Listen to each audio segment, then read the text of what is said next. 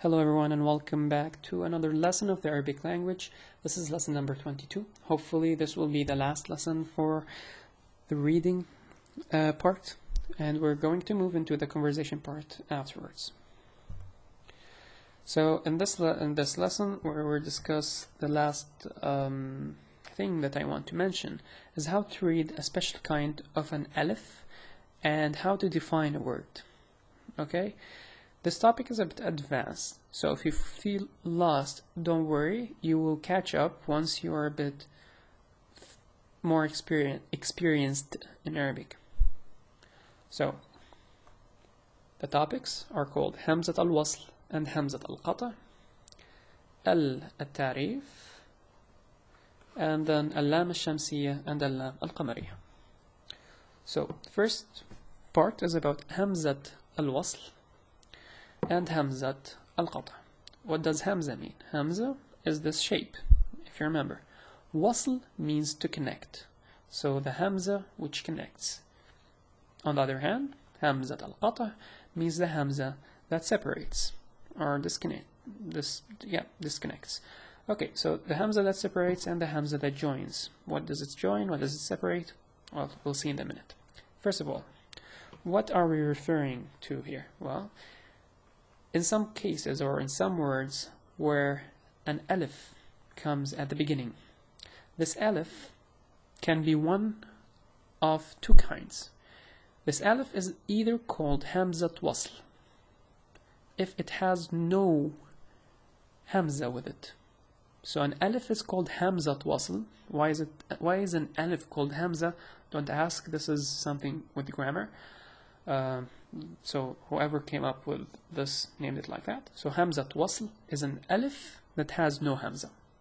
Hamzat Qata is an alif with a Hamza, either above or below, doesn't matter. Okay, Hamzat Qata with a Hamza, Hamzat Wasl without the Hamza. So what's the difference? What does it do? We'll see. Okay, so first, let's start with Hamzat al-Qata, because it's simpler. If we have a word with an alif that has a Hamza, like the word Asad. Asad means a lion. Okay, in the Arabic language, sometimes we have letters that come as a prefix to a word. It's actually really common. And if the word starts with a Hamza, well, something happens. What happens? First of all, let's join Kaf with Asad.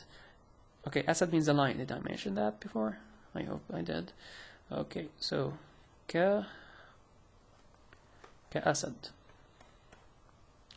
So let's read this word. It's Asad. Asad. Anything special? Not really. It's just a Kaf and Asad. Asad. Well, why is this alif called Hamzat Qata, or Hamza that separates? Well, because this alif has separated this kaf from this sin when we pronounced the word ka-asad. So it's ka-asad. Ka-asad. It's separated what comes before it from what came after it. While Hamzat al-Wasl, for example, the word istima', which means listening, if we add kaf in front of it, it becomes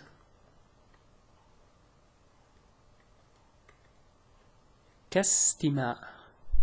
Kastima'. So I'm reading it kastima'. It is not kaistima'. It is kastima', meaning it is pronounced as if it is written like so. This alif have joined the kaf and sin that came before it and after it, and it's pronounced kastima', but it's never written like this, always written like that. Perfect? I hope this is clear, the difference between Hamzat Wasl and Hamzat Qata. Now, the next topic is al-Tarif. Al is the defining article in Arabic. Al-Tarif meaning the defining. Al. It is equivalent to the in English. So if I have a word like a boy, I define it, it becomes the boy. Right? Similar in Arabic. If we have the word walad, I define it, it becomes al-walad. I just added al in front. Joined, of course. So we join it, it becomes al-walad. Al-walad. Perfect. Walad, al-walad. A boy, the boy. Now, what if I have a kaf in front of al-walad? It's written like this. How do you pronounce this? Well, because the alif here has no hamza, so in al-ta'rif, the alif is hamzat wasl. So this word kaf plus walad equals kal walad. Kal walad. I did not pronounce the alif. Kal walad. Okay. There's a special case. A special case when a lam, just a lam, so not any other letter, comes in front of the al in a word, you drop it even in writing. Okay, you drop the hamza, the alif, even in writing. While as if it was any other letter, you don't, like the kaf, you keep the al. While if it's the lam, in walad for example, it becomes like this. Lil walad. Lil walad. Okay? So these are the rules, the general rules. Now, there's also a special case for the lam. Oops. Okay, going back. So remember the al? Well, in al-walad, life was simple, because we pronounced each and every letter. Al-walad. We pronounced all the letters. Well, sometimes this al is dropped in words like ash-shams. Ash-shams. So it's al plus shams. Okay? Al plus shams equals ash-shams. Pronounced like this, written like this. So what happened? First, when I pronounce, I drop the al. Second, we add shadda, written and pronounced. So ash-shams, ash-shams. Shams means the sun. And when you drop this L is called al-lam ash-shamsiyya, meaning the solar L, because in the word shams, the lam is dropped. Like so, the word al-lam al-qamariyya, which means the lunar L, is not dropped in the word qamar. Like on the other hand, when we say qamar, which means a moon, if we add al, becomes the moon, you pronounce it al-qamar. We did not drop the lam, so al-qamar, al-qamar. While here it's called ash-shams, ash-shams. Now the big question is, so when do we drop it? When don't we drop it? Well, it depends on the first letter of the word we are trying to define. So the letters in the alphabet, the 28 letters, are divided into 14 letters. 14 in the group of the sun, 14 in the group of the moon. And notice the sheen of shams is on the side of shams, the qaf of qamar is on the side of the moon. Now, you have to memorize these 14 letters, at least one group, and the other group is the other group, of course. So choose a side. And for people who are native speakers, it comes with practice, actually. If you don't really have to memorize, because, well, most of us don't have to memorize, because with practice we know it's called ash-shams, not al-shams. people always say ash-shams, ash-shams around us, so we memorize them like so.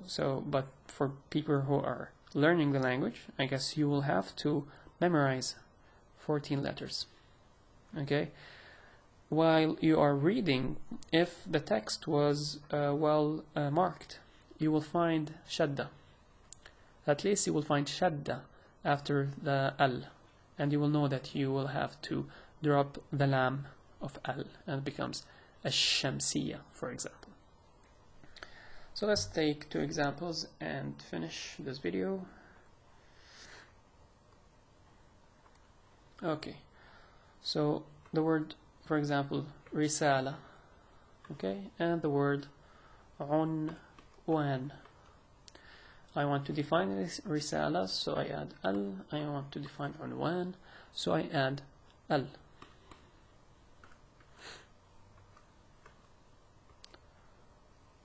Okay, so the word becomes like this. Do you remember the ra? Was it on the sun side or on the moon side? Well, it is ar-risala. Ar-risala. I dropped the lam, I stressed the ra, it becomes ar-risala. Ar-risala, because the ra is on the sun team. While unwan is on the moon team. The ayn is on the moon team. So when I add al, it becomes al-unwan. Al-unwan. Very straightforward. I hope you enjoyed this lesson, learned something. If you have any question, please leave a comment. I know it's not really that clear, but you will start to realize these things as you progress, so don't worry, don't panic. It's not really something so important, but I thought that I have to mention before we move on. Okay, so this was lesson 22 from Homelang. Thank you very much. And the word for thank you in Arabic is shukran. So shukran and ma salama.